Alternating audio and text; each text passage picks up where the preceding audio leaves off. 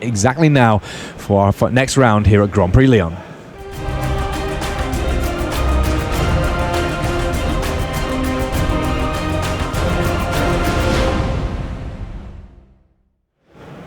Hello and welcome to this Grand Prix Lyon round 12 here.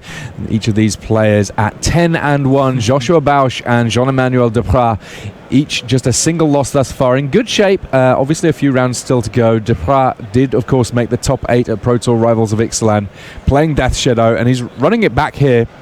Just a couple of little adjustments in his deck. So he's got Architect of Will in this list, which lets you ensure more card types in the graveyard more easily, lets you get a little bit closer to having all of your different engines going good and quickly.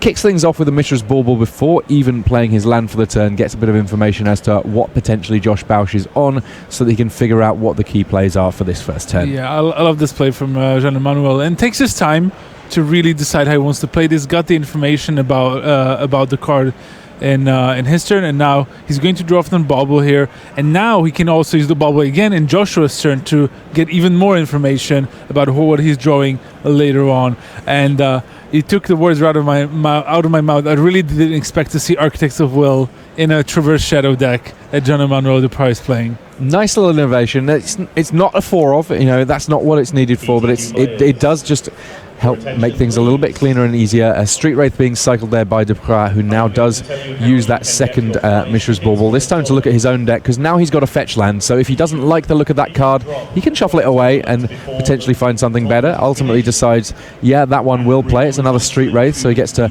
drop that life total a little bit more. Of course, these Traverse decks do not mind ending up a little bit lower on life so they can get their Death Shadows up and going. Yeah, and looking at the deck list, the Joshua Bausch obviously on Tron, as you see the first Tron piece being played. A regular mono green, no black. He does have a World Breaker as one of the cards that you don't always see in his deck list, but otherwise it seems like a fairly standard mono green Tron list. Even the sideboards is very much the same cards that we've seen in other versions of the deck before. Now another adjustment to Jean-Emmanuel Depraz's list compared to what he played at the Pro Tour, that breeding pool. He wasn't playing a breeding pool in Spain, and you know what? He reckons that cost him a couple of games over the course of the Pro Tour. Now, obviously, he still made the top 8. He still had a fantastic weekend, but there's no point if you don't identify these small edges not to take them, and he believes that it makes his deck a little bit more consistent. He can get the colours that he needs a little bit more easily, and with the likes of Snapcaster Mage and Stubborn Denial in his main deck, he does need that blue mana just a little bit more often. And here we see that cycled Architects of Will draws into a Thoughtseize, and a Thoughtseize this turn is kind of nice because it means that even if Tron does get assembled by Josh Bausch on this third turn, he can take out the biggest threat that's likely to get cast using all of that mana, even if he can't, of course, take the land itself. But he also has quite a few options. This is one of the things that makes the Traverse Shadow deck that popular. Just seeing everything that's available, all the possibilities, and now Jean-Emmanuel Depraz knows that there's a natural Tron coming down from Joshua Bausch on the next turn, but there's no Karn. There's just an Ugin, Walking Ballista, Ancient Steerix, and an Oblivion Stone. But just those four. Just those four, yeah. Still very powerful cards, of course. But Jean-Emmanuel has to be careful about how he's going to deploy his threats, because I did see a Tarmogoyf in his hand as well. And he had some options, with Goyf and Stubborn Denial, rather than playing the Thoughtseize here as well. So he has a lot of decisions to make, and goes and takes the Ugin here. I can definitely respect that. Ugin, of course, a gigantically powerful Planeswalker. Can't be cast on 7, does cost 8. Goes for the Tarmogoyf this turn. So while shields are down right now, he knows that if something scary comes, the scariest thing is, if anything, the top card of Josh Bausch's deck here. Oh, and it was a Karn right off the top. Oh, you can discard the cards all you want from the hand, but not from the top of the library. And boom, Karn takes down Tarmogoyf while the shields were down. And Jean-Emmanuel Depraz has a long way to go before he can win this game. Has every reason to feel a little bit unlucky there. He did all the things that he potentially could to stop that turn 3 Karn.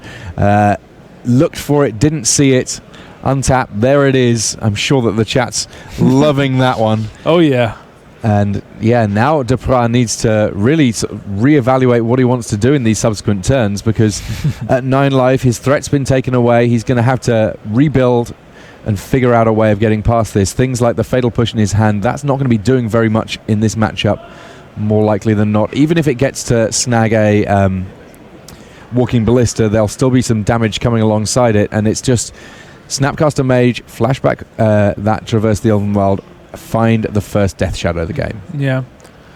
Unfortunate for Jean-Emmanuel Depraz. He cleared the way with the thoughts he knew what was up and put up the Tarmogoyf sort of maybe a bait into an Oblivion Stone or something similar.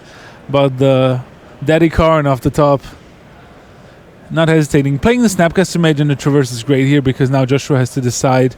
He probably still plus the Karn, of course, and try to nab a card from his hand, but at least there's something on the board for Jean-Emmanuel in that Snapcaster Mage.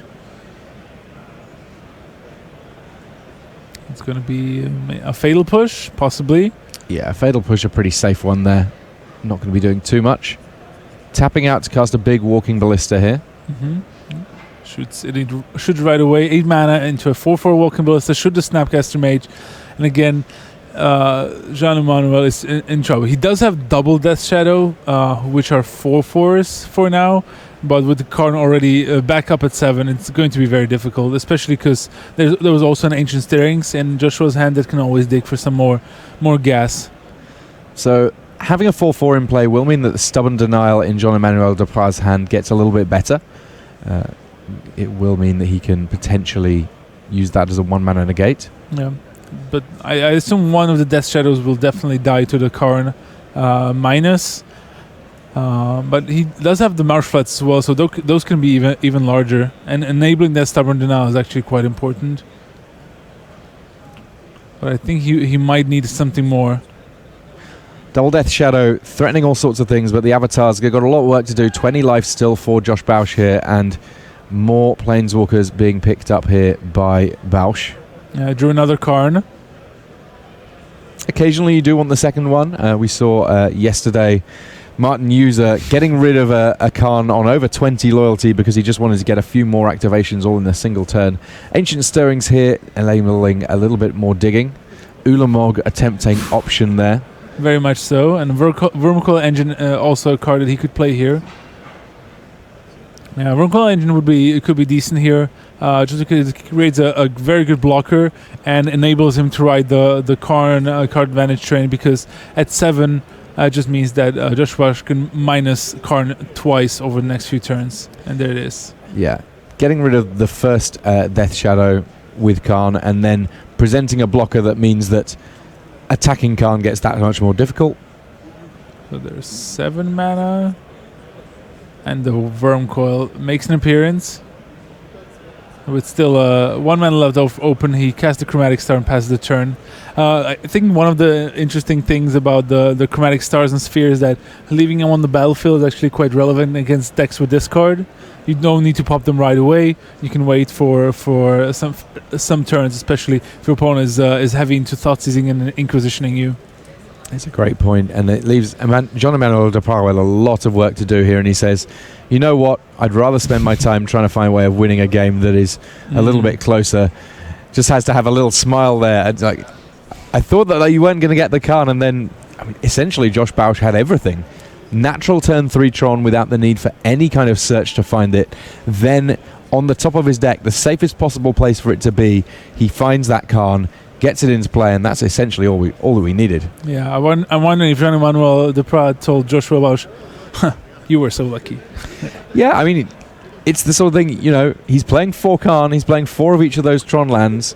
Yes, it all worked out very well for him here, but, that's the reason you put them in your deck, is so that you can draw them at the right moment. To be fair, Jean-Emmanuel Depraz, he thought so he had the perfect information, and he knew the likelihood of Karn appearing was something like 4 in 50 or so. Depending on how many cards were left in Joshua's deck. So he certainly had to expect that this is some sort of possibility. But the way he played it, he played around it. He played around the fact that Joshua would probably not it's more likely that he would not draw a Karn, and played it accordingly. And if he had untapped with that Tarmogoyf and the Stubborn Denial up, he would have been in great shape. So these players each will be reaching to their sideboards now as they go into the game to 10-1. So obviously 11-1, a fantastic record. 10-2 would not be completely out of the running for top 8, though obviously if you're going to pick up losses, you want to do it as late in the tournament as possible, just for those tiebreakers.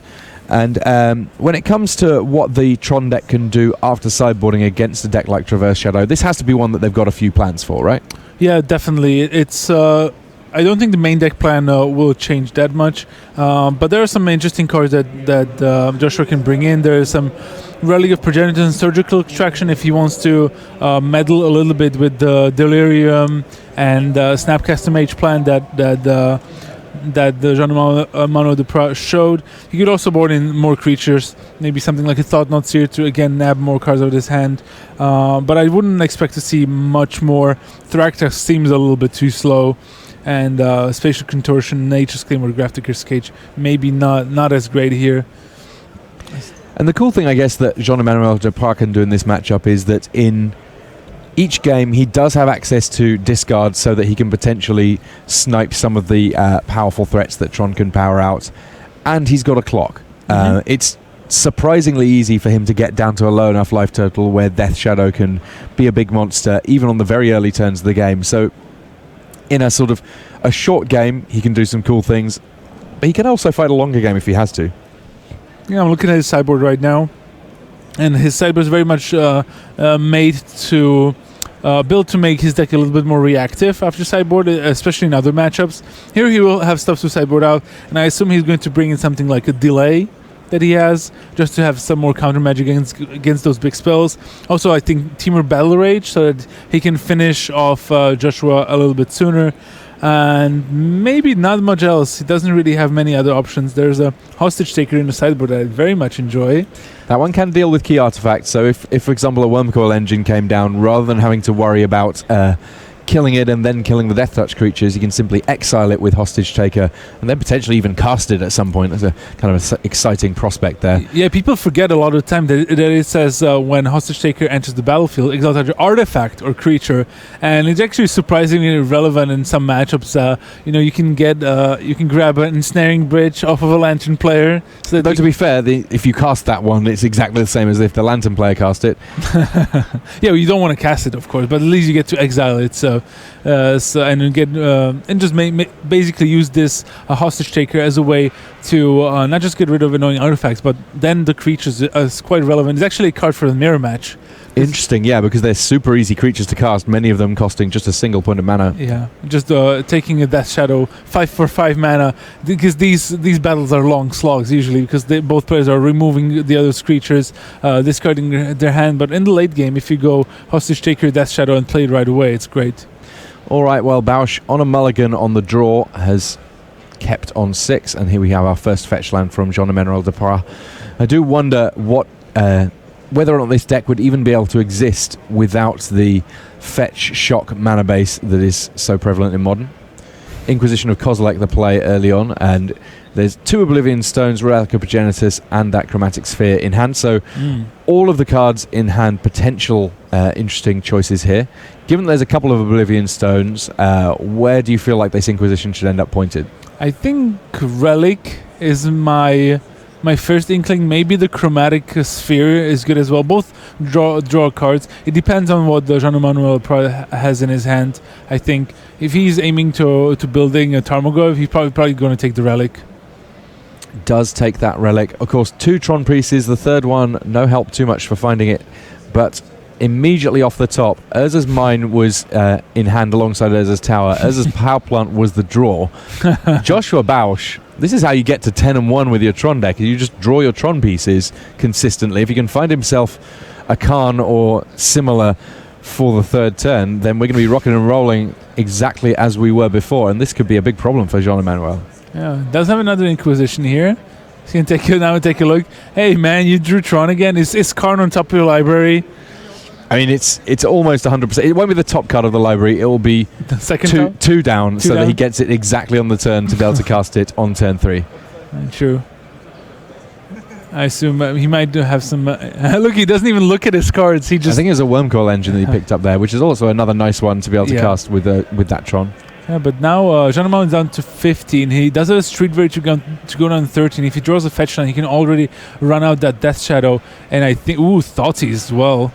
I like that. And he has a Teemo Battle Rage in hand as well, so he can potentially try and set up for a very quick kill with a Death Shadow if he so chooses.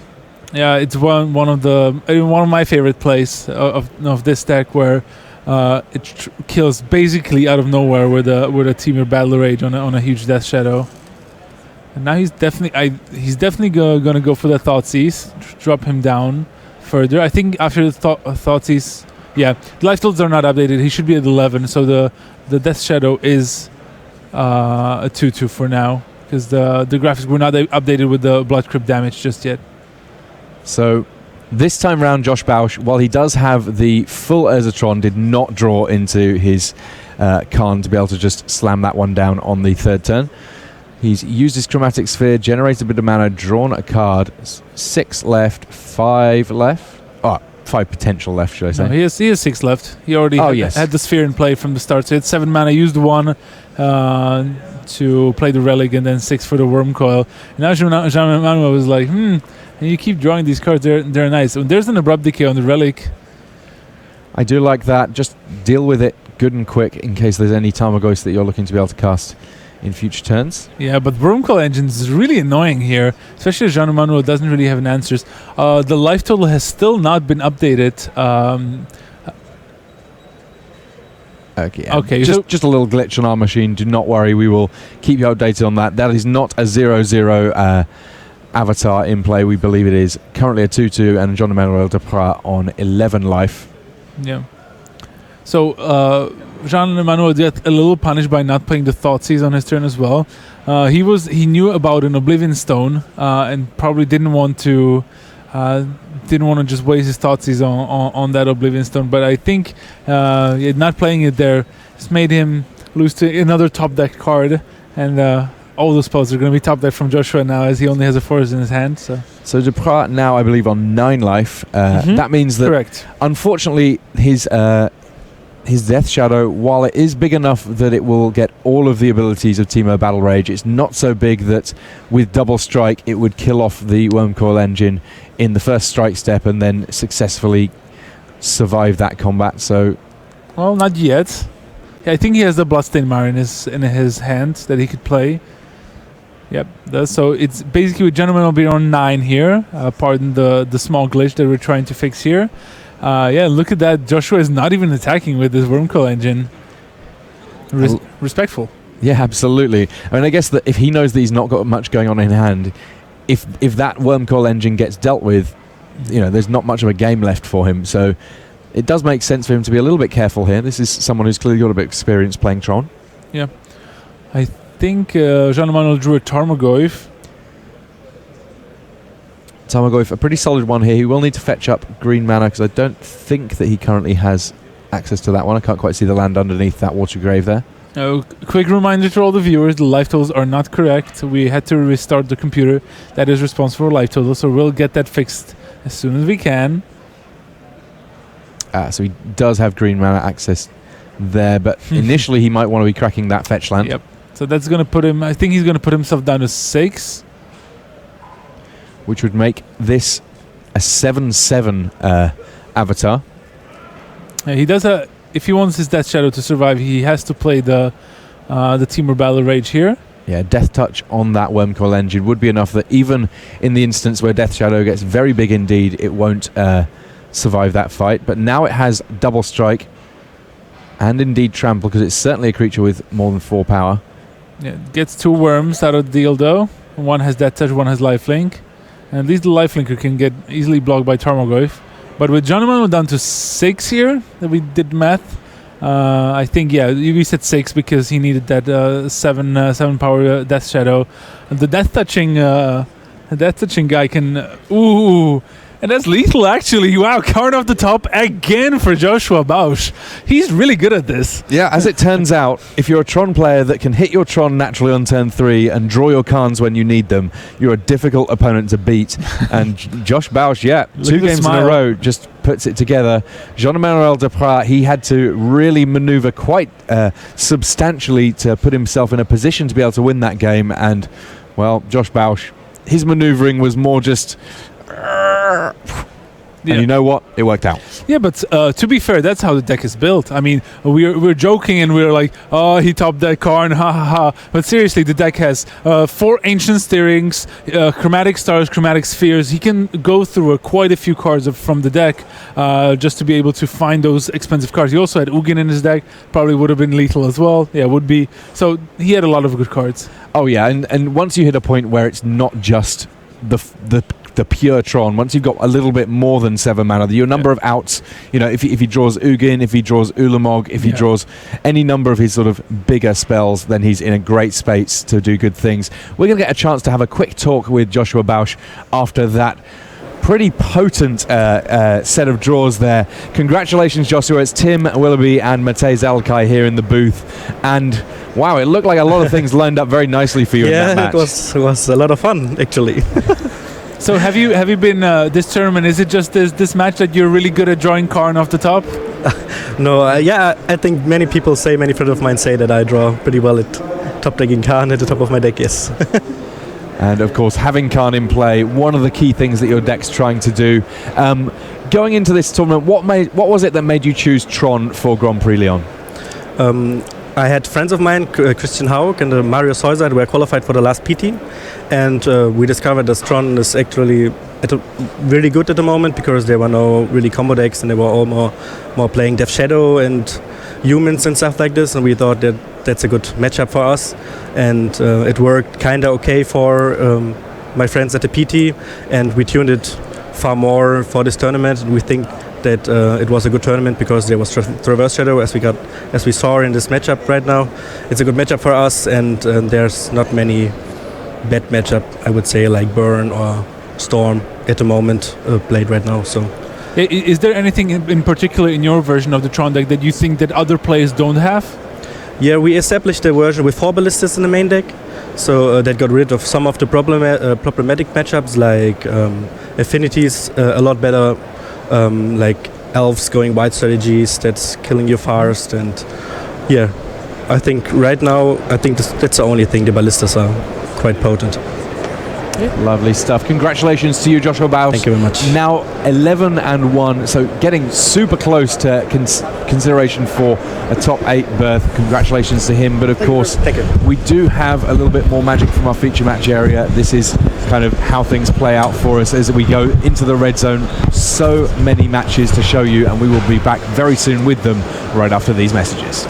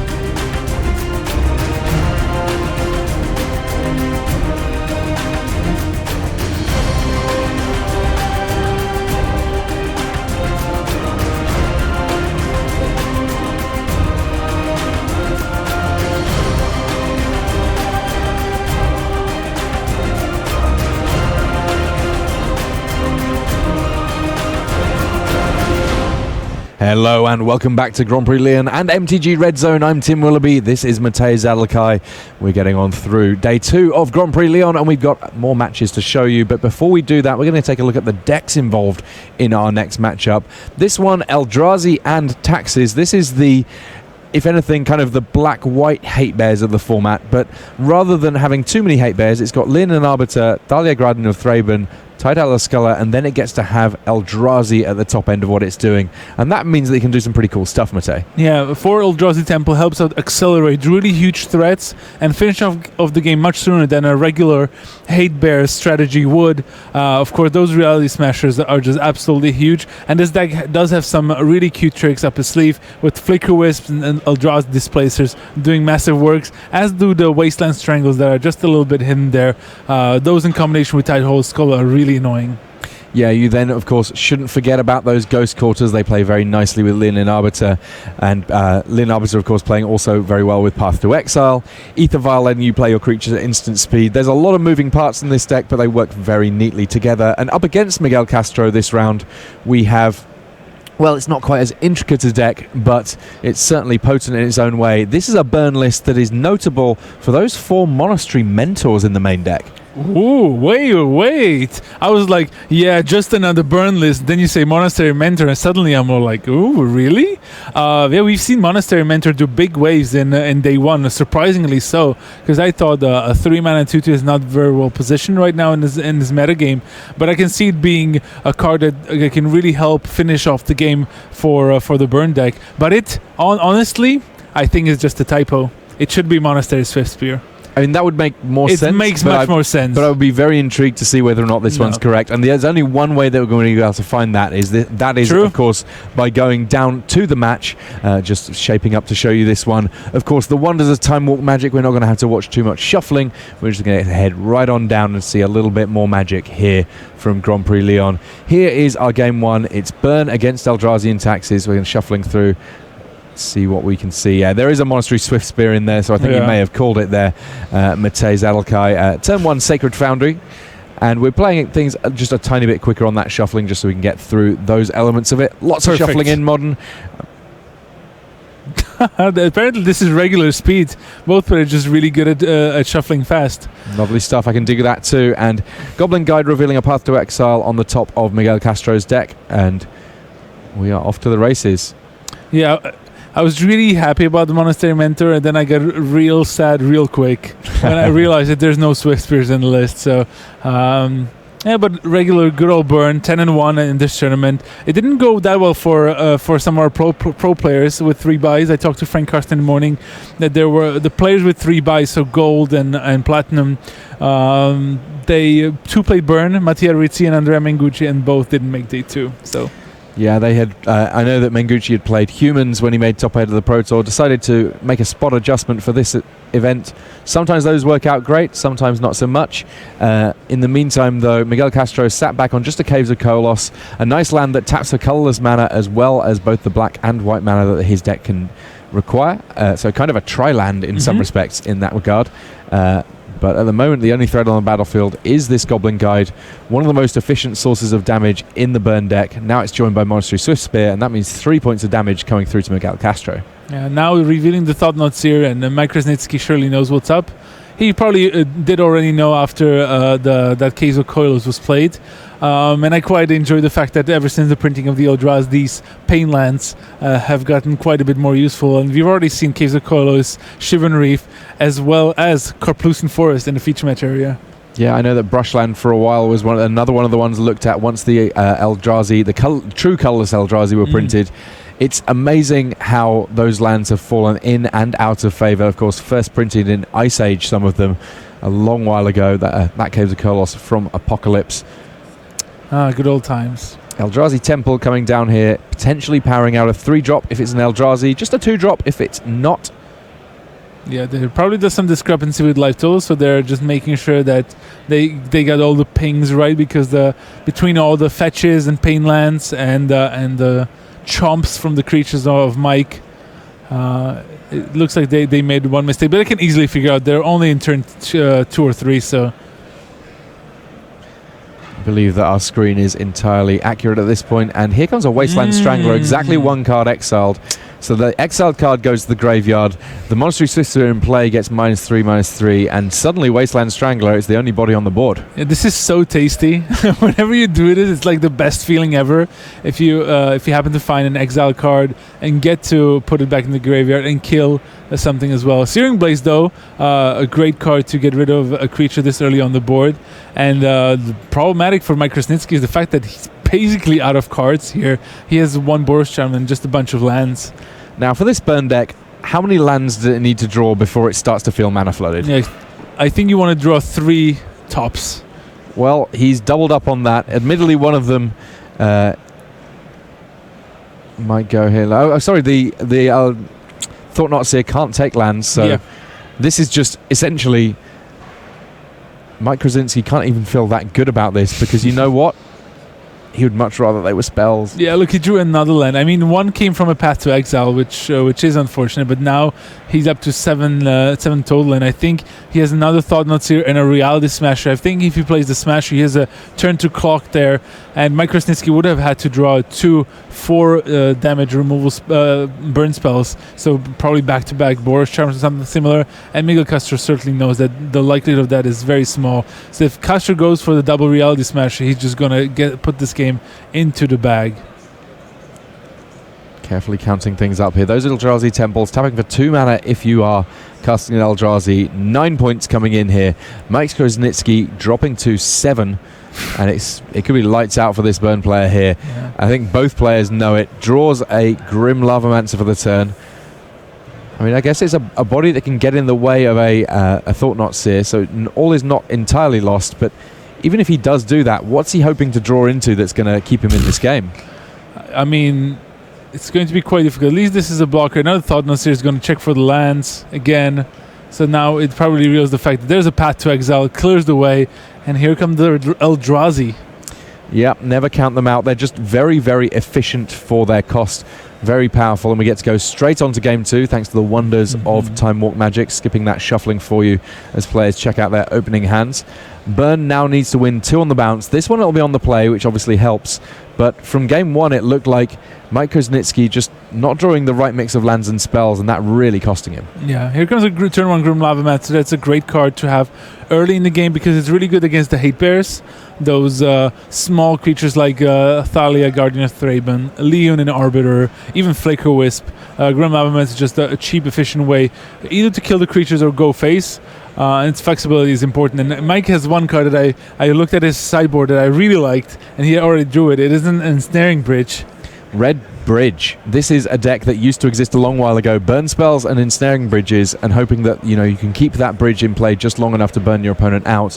A great turn 1 from Miguel Castro. He's got an Ether Vial in play. As that ticks up, he will be able to do all sorts of cool things with putting creatures into play at instant speed and a big mana reduction, effectively just tapping that Ether Vial to put them into play. But right now he may find that he's just walking to a big ensnaring bridge shaped trap. Yeah, this game can actually end up being quite funny. That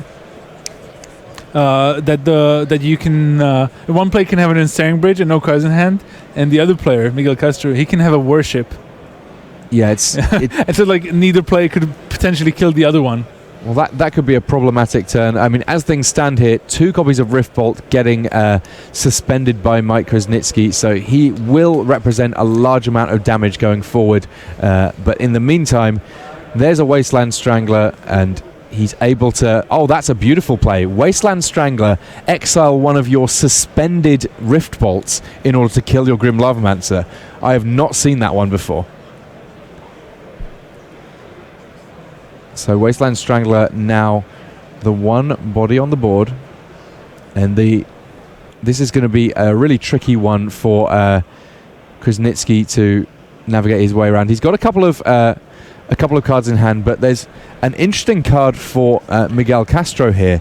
He's got Kembol, Consul of Allocation, and if Mike Krasnitski's plan is to sit behind an ensnaring bridge so that no creatures can attack, he's going to have to cast spells. Yeah. But if he casts spells, he's losing life, and Castro is gaining life. I love this. He's going to end up having to point some burn at Kembol. It's going to be a big, complicated like maybe not a complete mess, but it's definitely going to be fiddly. Yeah. This match was great. There's so many like tiny interactions that almost never happen in Magic otherwise. Look at that. Mike Krasnitski reveals his hand for the Thought Knots here. Only sees Searing Blaze and Lightning Heels. Takes the Searing Blaze. Now Miguel Castro cannot attack really with his larger creatures. And Krasnitski is just going to start chucking burn at his face. We'll see what Kambal thinks about that. Yeah, I mean, obviously at some point you can just take a turn off to burn out Kambal, and I think that's what Mike Krasnitski will have to do here. I guess the thing that we don't know is whether or not Miguel Castro has anything in his sideboarded game here, we are in game 2, to deal with that ensnaring bridge. The fact that this game is continuing, at least for now, suggests that he might have some kind of a plan, even if that plan is as simple as make 2/2s and hope that you end up stuck with a couple of cards in hand. So, Tim, my plan is now looking at his deck list and trying to find something else. I think Miguel does have a ways to win the game, even outside. He does have a Leon Relic Warder in his sideboard that can deal with one bridge, and I think, I think that might be. I would have to maybe remember the text on Eldrazi Displacer. Oh, that he can flicker out creatures. Just creatures? I'll have a look because I know he also has the Flicker Wisp, so that can deal with the bridge as well. Oh, so certainly, yes, that makes a lot of sense. So it's quite straightforward. So it should be easy enough for the Taxis deck just to find a way to win until unless he's really low on life. So I think. Yeah, exile another target creature. So this place doesn't work against bridge, but the Flicker Wisp certainly does. And getting down an Eldrazi Displacer first means that potentially he can protect either Kambal or that Flicker Wisp a little bit more easily, flickering it out in response to removal. Here it is. So 3 mana 2/3 human. We saw it in the humans deck more than in Diesel's deck.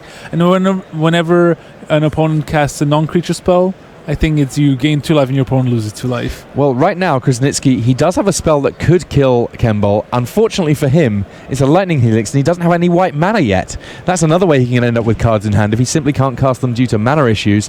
Yes, Lava Spike works out, kind of, but it deals essentially 1 damage to Miguel Castro and 2 damage to Mike Krasnitski. I'm not even sure, while he does have to play it just so he can get cards out of hand, I'm not even sure that he's that happy about doing so. Yeah, and Miguel Castro was the one who played the Ghost Quarter on the Sacred Foundry, so he certainly sees that as another way for him to potentially win this game, even through an Ensnaring Bridge. This is a funny old game of Magic we've got ourselves into here, folks. I hope that you're enjoying it at home, wherever home may be around the world. Another Lava Spike. This is a painful game of Magic that Mike Krasnitski finds himself in here. To me, it's just really funny. I'm sorry. I really didn't expect this. These sort of, bridge against these guys, worship potential, Kambal potential, cutting off the white mana sources so that he can keep cards in his hand. There's so much stuff going on in this matchup. It's actually quite fun. And I really enjoy Double Lightning Helix, still no white sources. That means that now Kambal can attack. Yeah, Kambal can definitely attack through now because it only has 2 power. Hey! I don't know that there's too many other cards in Mike Krasnitski's deck at this point that he can't cast, so very unfortunate to be stuck with 2 of them in hand. Found the blocker. All right, that one doesn't even cost him any life. Yeah, for now a change. We are rocking and indeed rolling. Yeah, I think Miguel is now thinking about putting in the Eldrazi Displacer. There it is, thanks to the Ether Vial, and now he's gonna blink out the Goblin Guide. I think at the end of turn. Yeah, that'll tap it down. 2 cards in hand for Mike Krasnitski, so that means that the Consul of Allocation, normally not really known as much of an attacker, will be able to hit the red zone, even as all of the Eldrazi watch on and kind of wistfully look at the narrow bridge that they can't make their way across. Yeah, Kambal just squeezes in. Yep. Come on, guys, it's easy. Plenty of lands available to Miguel Castro here. The same cannot be said of Mike Krasnitski, though, given how things went in previous games, or the previous game, should I say, him not having enough land is a strange circumstance. All right, Searing Blaze. Unfortunately for him, he doesn't have a land in hand, so he can't use it to kill Kambal. He can aim it at Thalia, Garden of Thraben, though, which is another creature that can attack him right now. But the Kambal still triggers, so it's gonna it's gonna put him down 4, and Miguel also gains 2 life back, so he's not playing just yet. But if he doesn't play the Searing Blaze, the Wasteland Strangler and the Displacer can attack as well, so he has to play the Searing Blaze for 3 mana as well. 3 mana, 1 point of damage. Essentially, Miguel Castro gaining 1, while Mike Krasnitski loses 2 on this exchange. Yeah, basically Miguel has Mike in a kind of like a sleeper hold, and he's just waiting slowly for Mike to give up. What a funny game of Magic this has been. Both of these players have found their sideboard cards, and the way that they interact, baffling. Yeah. Obviously, if there was a moment in this game where Mike Krasnitski had just drawn a white mana source, this game could have gone very, very differently indeed. Lightning Helix on that Campbell would be a gigantic play. So he blinks his own Wasteland Strangler, returns the exiled card to the graveyard and kills the Goblin Guide. He's just trying to point out that he's saying, I blinked the Displacer. The Wasteland Strangler came back, I target the Goblin Guide, and I put the Searing Blaze into the graveyard. I'm wondering why Mike Krasnitski is so confused. Maybe he thinks that this is Miguel trying to attack initially as he turns one of his own creatures sideways. Yeah, we're still in Mike's turn though. All the mana is tapped. This is very confusing.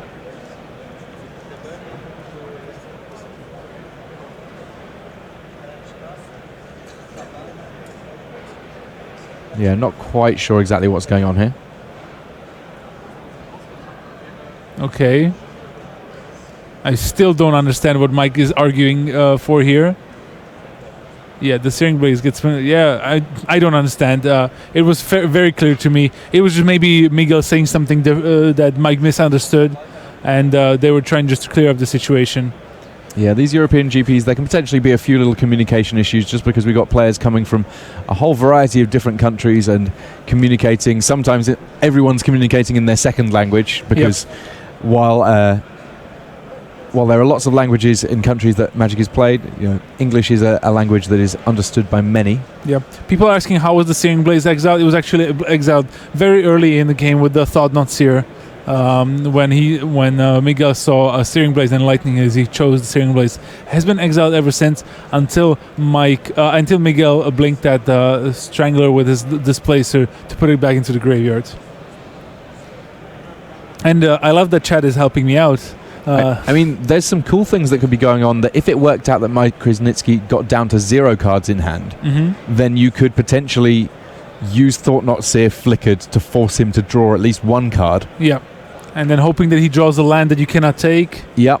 And then potentially get even further. It's definitely one potential line of play, but now Miguel Castro thinking... there's still 2 cards in Mike's hand, so I think he can attack with Kambal, put Mike down to 2, and I just don't see a way. Well, at this point, any spell that Mike casts kills him because of Kambal. And if he doesn't cast anything, then creatures can attack through Ensnaring Bridge. There's 2 Lightning Helixes in hand anyway, which he can't cast. In some respects, this Tidal Scholar makes it easier for Mike Krasnitski because he now has the potential to lower the number of cards in hand so that nothing can attack. Yeah, now Miguel is going for the play described. So he's blinking his Thought Not Seer. So that means that Mike first draws a card from the Thought Not Seer trigger a draw, and now he gets to see it, and must be a little disappointed that he sees 2 creatures. He probably only wanted to see 1, and he wanted to take that one. So it doesn't go on the Tidal Skull. It just gets exiled. I mean, he could always just go again. Yeah.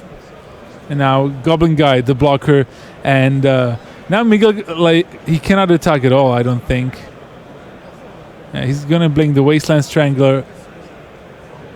Okay, never mind. I don't think it mattered in the end because Miguel Castro had the Kambal lock established. So at one point in the game or later, Mike would be stuck with 2 spells in his hand that he couldn't cast and would lose. Yeah, and that was a rough old game for the Burn player. there were so many iterations of things that could have gone differently that would have worked out just great for him. The Ensnaring Bridge was very potent. It held off a lot of attackers, but getting stuck with 2 copies of Lightning Helix in hand with no white mana sources meant that ultimately the bridge not quite as ensnaring as he might have liked. We will have some more Magic ready for you relatively soon, but given all of the different decks that we've seen so far this weekend, Matej, are there any that you're like, you know what? When I get on Magic Online, when I get home, this is the one that I want to virtually sleeve up and give a go. Full disclosure, chat. I'm not a big fan of Eldrazi in Taxes because one of the previous GPs last year, I watched an Eldrazi in Taxes player do something very similar. Tidehalls Color You, Wasteland Strangling. I was like, this deck looks so sweet, and I fired it up, and I couldn't buy a game win. And ever since, I was like, I'm never doing a thing like this again. But it was quite impressive here, and I quite liked how Miguel navigated it, and it can be a decent choice if you draw the right matchups. Well, I will say that of the various members of the coverage team who have so far tried out the Soulflare deck on Magic Online, we're currently 4-0 in our assorted different Magic Online leagues.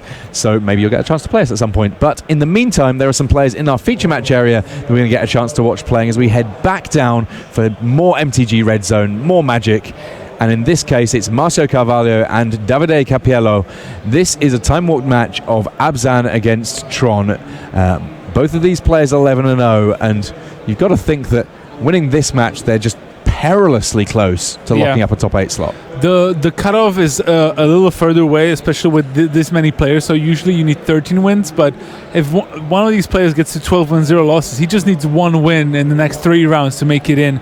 So that's definitely going to be quite interesting for either one to win this one. But for Marcio, this matchup is very tough. He can win, but it's very tough. Now, why is that? Just the way in the first game, Abzan has almost no ways to interact with the Tron lands. That meaning that it has to rely on this card taking those expensive spells. But as we saw in the hands of Joshua Bausch, the Tron deck is quite good at just top decking big powerful spells that the Abzan deck doesn't always have a way to deal with. Yeah, I mean, I guess that when we talk about top decking, if you're drawing 1 card a turn, that's one thing, but with Chromatic Sphere, with Chromatic Star, with Ancient Stirrings, it can actually dig quite a few cards deep each and every turn if it really wants to. Here we see Davide Cappiello having to use an Ancient Stirrings on turn 2 in order to try and find himself some action. Actually doesn't find himself a Tron land, just a Relic of Progenitus, which he uses immediately. Could this be blood in the water that Marcio Carvalho smells here? Yeah, potentially. And, it's already going relatively well for him. If he manages to use the removal spell, such as Abrupt Decay, to take out an Expedition map, it's already, in a big picture, a tiny win. But in this sort of game, it's huge, because it just delays the Tron from Davide Cappiello. And maybe Marcio, by doing these sort of small disruptions, he can find a way to win this game by, for example, like playing a Tarmogoyf here, or discard spell and a Tarmogoyf, or Dark Confidant, something like that. I mean, in previous... Ooh, even better. There's Liliana the Veil. That will immediately tick up to force a discard from Davide Cappiello. Yeah, this is also another potential avenue to win, just to try to get Liliana up as much as possible before the Tron deck has set up its lands, and then potentially even ultimate to divide the lands into 2 piles and make sure the Tron goes away.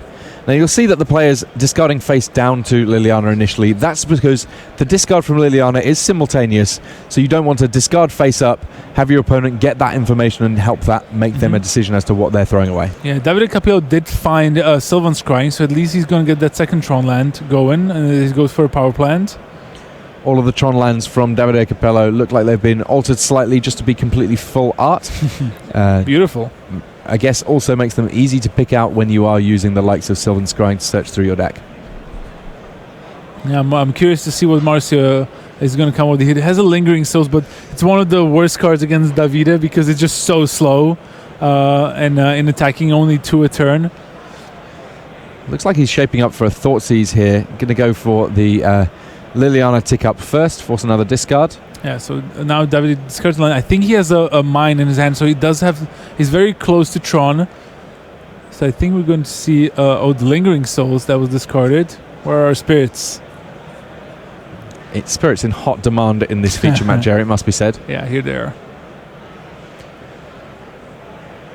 So a couple of spirits in play immediately. Still 1 mana remaining, and Thoughtseize now well timed just to check exactly how bad things can be here. And there is the 3rd Tron piece, and there is a Khan. Yeah, great timing here, and I think Davide might be quite tempted to pop the Relic of Progenitus to try to top deck either another Karn or something like an Ugin would be backbreaking here. Yeah, of course, there wasn't a good chance for him to use that Relic to deny Lingering Souls. Marcio Carvalho retaining priority there, having used Liliana to discard it. I think he found a Wormcoil engine, which is decent enough. There's the Wormcoil, there's a Chromatic Sphere as well, and still leaving up for potential Dismember shenanigans. And Wormcoil engine lines up quite nice against Liliana, just because you can just sacrifice and you still get 2 big 3/3 beaters. But on the other hand, it might be easier to deal with the token creatures. With the Maelstrom Pulse, then Marcio's playing out of his skin here. Yeah, it's interesting. Even though those Worm tokens are not identical, one of them's got Lifelink, one of them's got Death Touch, they're both called Worm. Yeah. And Maelstrom Pulse is just looking for a bunch of creatures called Worm, so it can kill off all of them in one go. And Marcio has all the right cards in his game 1 especially. It's so difficult in this matchup, but he's really maximizing his plays. And now Davide just draws a forest. Does he find a Karn here? Maybe an Ugin? I think that. Sylvan Scrying, I think. Yep, goes for the Sylvan Scrying. And the good thing with Sylvan Scrying is there are a lot of utility lands in this Tron deck. He could go for just more big mana, but Sanctum of Ugin means that once he finds 1 threat, he virtually finds 2, because that Sanctum can dig up another one for him very, very easily. Yeah, might be more problematic to keep cards in hand with Liliana, but Marcio has some semblance of a clog in those 2 spirit tokens. Will add a Tarmogoyf that has probably gotten quite a bit bigger after the Relic of Progenitus was activated a few turns ago. So first the Inquisition.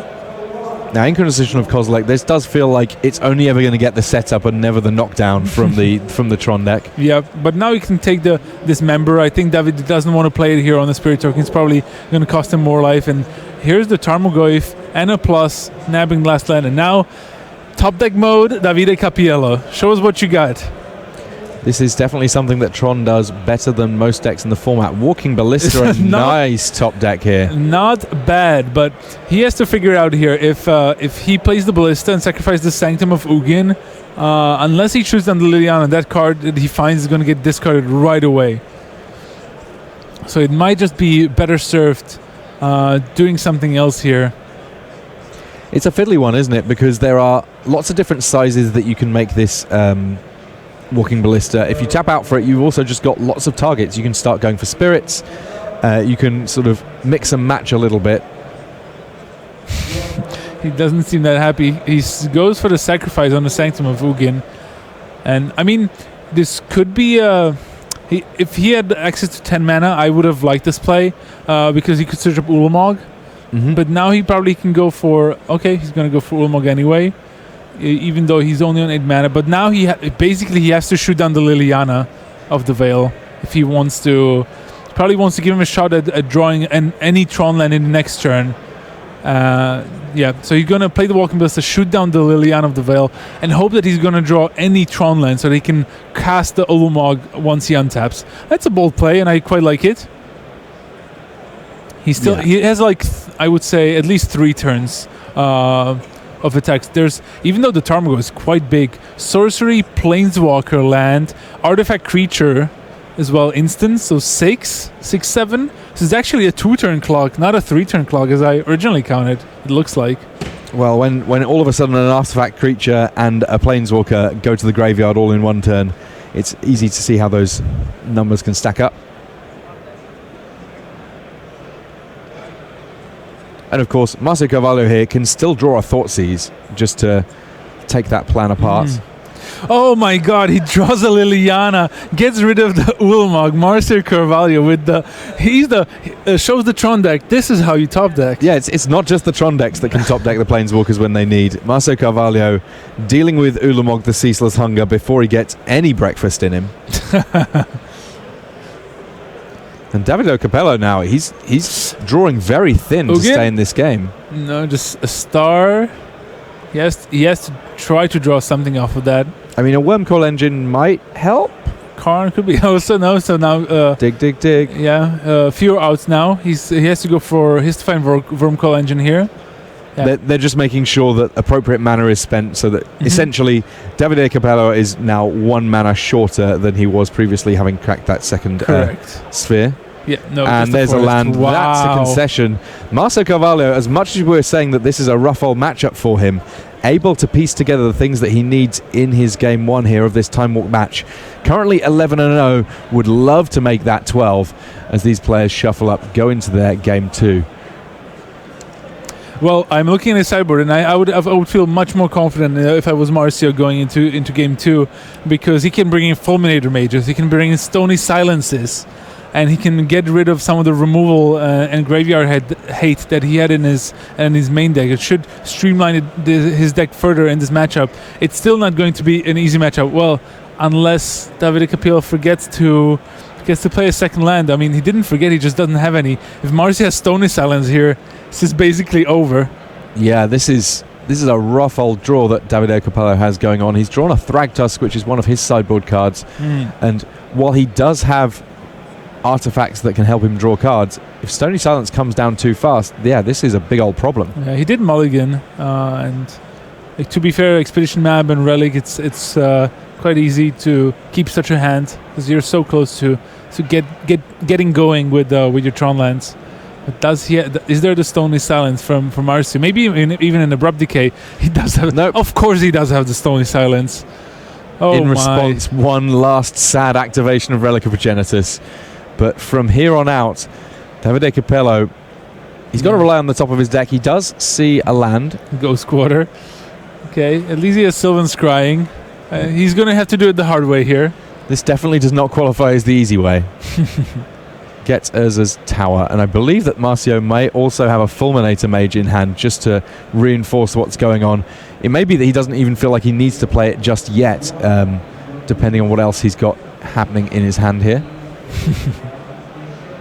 Jeez, Marcio really had everything this game. I mean, this had to be one of the matchups that he had a plan for, even if he knew that maybe his game 1 was a little bit shaky. To be fair, sometimes the matchups are so bad for you that you just have to hope you dodge it and just decide, like, okay, I even if I board in 5 cards or 6 cards, I'm not going to win this matchup. But Marcio did include those Fulminator Mages, and I think it's a smart play because it was quite apparent that Tron will be popular in the room today and yesterday.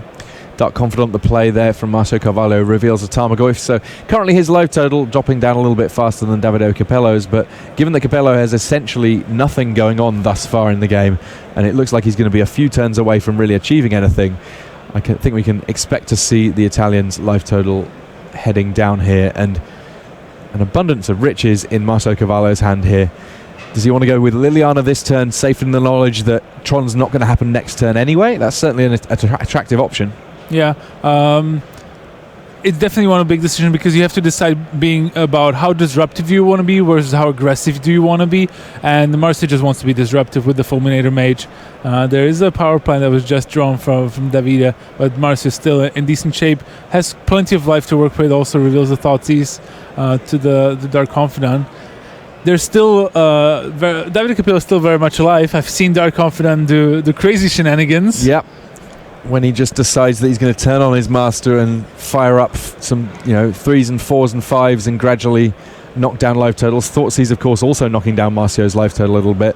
And there we see Thragtusk looks to be the card being taken here because that's the one that's most realistically getting cast this game. Yeah, definitely. He's the closest to the Thragtusk. Remember, Stony Silence turns off the Relic, the Expedition Map, and also the Chromatic Star in Davide's hand. That's why he didn't play it. And now we're going for some more attacking pressure, even though it's quite tiny here at 3-4. It all does add up, though, and Davide Cappiello just having to draw and pass the turn. 2 more points of damage on the top as Abrupt Decay enters Marcio Carvalho's hand, but drawing 2 cards a turn, a nice position to be in, and a couple of copies of Liliana now. He's got just a whole mess of cards in hand there. Yeah, he can't draw a land to save his life here. I mean, drawing a land would save him on losing life. Yeah, well, if it was the top card, that's for sure. He has quite a few options here, and if I was Marcio, I would try to find a way to finish off the game as soon as possible. It might just be the best way is just play a Liliana and plus it just to get more card types into the graveyard on either side. It looks like he's tapping 3. He also has the Tireless Striker, Maelstrom Pulse, Lingering Souls. He just needs lands to start deploying more than one card a turn. Even he goes for a Fulminator Mage here again, destroying a land from Davide, who's not going to be conceding here because, as we talked about, Dark Confidant can reveal some expensive cards still. Yeah, and Davide Cappiello doesn't even know what's in Marcio's list. You know, maybe there's the Dark Steel Colossus just sat for some reason on the top of his deck. Reveals another Dark Confidant. Yeah, look, still no. He drew all his Fulminator Mage, but still not a 4th land. His hand is really stacked. I mean, that's almost inevitable when a Dark Confidant stays in play for this long and deals this much damage. Fulminator Mage, number 3, meaning that Urza's lands being attacked with extreme prejudice here. A mine, a tower, and a power plant have been sent to the graveyard now. So without those Fulminator Mages, Davide Cappiello would have had a mountain of mana to work with. As it is, though, he just has to extend the hand. Marcio Carvalho continuing his undefeated streak there, taking down Tron in a matchup that, on the face of things, to begin with, Matej, you felt was a dicey one for him. Yeah, definitely didn't look rosy for him, and but he smashed it 2-0. To be fair, he did draw really well in both games. He drew exactly the right cards that he needed, because we've seen plenty of times the Abzan deck draws their Path to Exiles, their Abrupt Decays, their Fatal Pushes, and they just don't get anywhere against Tron. Well, he advances just a little bit closer to that top 8 berth. We'll be seeing more of Marcio, I'm sure. And indeed, plenty more magic here from Grand Prix Lyon. But for now, for this round here in the MTG Red Zone, we are all done. Do not go anywhere, though. We'll have more magic for you after these messages.